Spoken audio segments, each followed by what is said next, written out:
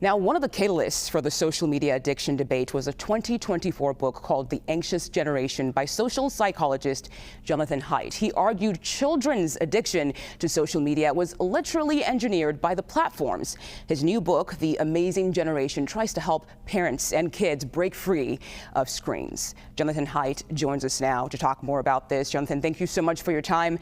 Excited to talk to you about this topic. You have argued for years that social media companies are responsible for causing children to become addicted. But then Mark Zuckerberg, he testified there saying there is no scientific proof that social media causes mental health problems. So what is your take on the testimony and about this trial? Yeah, so he just keeps saying that, and it's just completely flat out not true. I had dinner with him in January of 2020. We had a long conversation. I said, Mark, there's actually a lot of evidence now. He said, no, it's just correlational. I said, no, it's not. Well, here we are 6 years later, rather. It turns out Meta has done dozens of studies, and those have only come to light because the attorneys in these lawsuits are able to do some document discovery. And so, for example, Meta itself had conducted a very good experiment in 2018 where they asked people to get off of social media for a week. And here's what they found. Quote, we found that those who stopped using Facebook for a week reported lower feelings of depression, anxiety, loneliness, and social comparison. That's just one experiment. There are 20 or 30 other experiments that we found done by academics. So there's a lot of experimental evidence of harm. There are self-reports from the kids. If 25% of teen girls say that it's damaged their mental health, that's not a correlation. That's direct testimony from victims.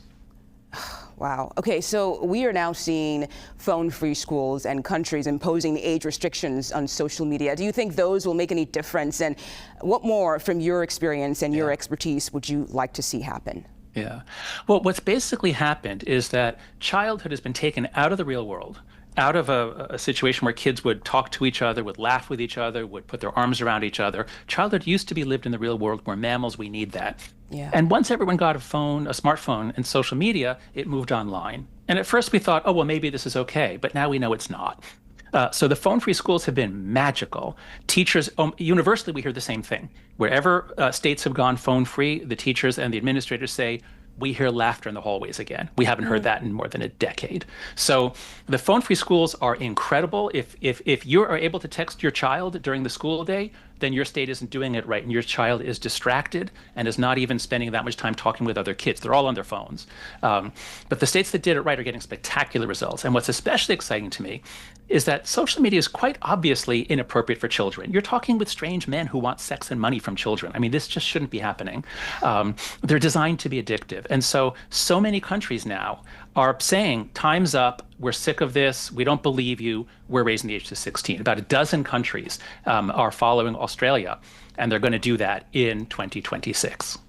And it's funny because I have seen people, when they talk about this ongoing case with Mark Zuckerberg, they've said, well, you know, parents allowed their kids on social media, so it's parents' fault in the first place. Why are they blaming Facebook? Why are they blaming Meta for all of this? I want to know, though, what is your advice for parents? Because clearly parents are concerned about this. So what can they do?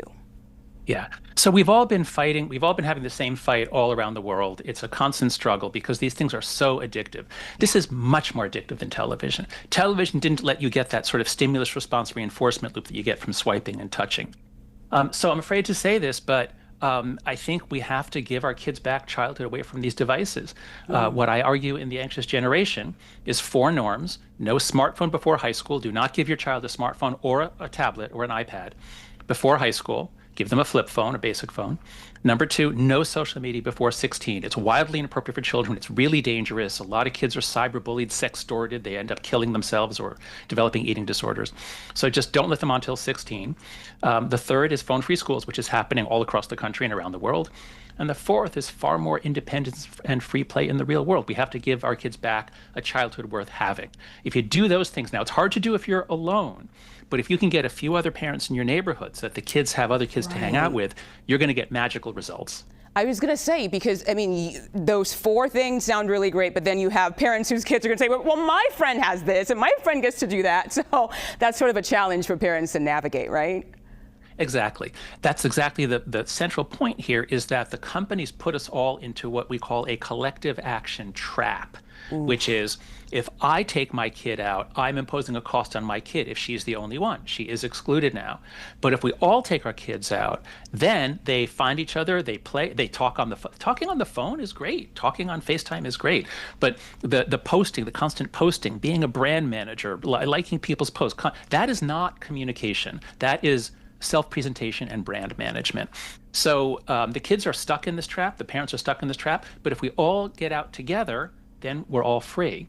And that, I think, would give us a country with kids who have healthy human childhoods. They develop basic social skills like looking you in the eye. They'll be able to pay attention in school. They'll be able to read books.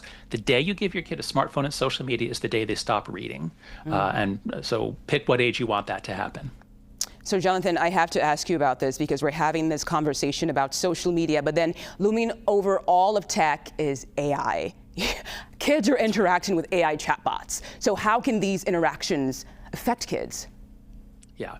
Well, so they fooled us with social media. They said this is going to help kids connect, but it didn't. It turns out it made them lonely because they stopped connecting. Then they fooled us with EdTech. They put computers on all our kids' desks thinking this is going to help their education, but it didn't. It distracted them and scores are dropping. Now they say there's a loneliness epidemic, which of course they created, a loneliness epidemic, but we're going to give kids fake friends. We're going to give them AIs. AIs are basically an alien intelligence. We are creating a kind of an intelligence which is looking more and more like a creature. If aliens landed tomorrow, the last thing we would do is say, hey, kids, there's these new aliens in town. We don't understand them. We don't really know what they're going to do, but go off and play with them. That's what we're doing. We are putting AIs in teddy bears. We are letting children are, as of now, children are going to be raised by AIs, which will be very responsive to the child, more responsive than a parent, because the parent's busy with real life. And so our children are going to stop developing attachments to their parents, or at least that will be reduced. And the attachment system that's in every child's brain, that is going to be taken over, I believe, by chatbots. And so I think we should just have a rule. No relational chatbots for minors. I mean, wait until they're 18. These things are dangerous. They've already driven many young people to suicide. They've driven hundreds of thousands to psychosis, to insanity.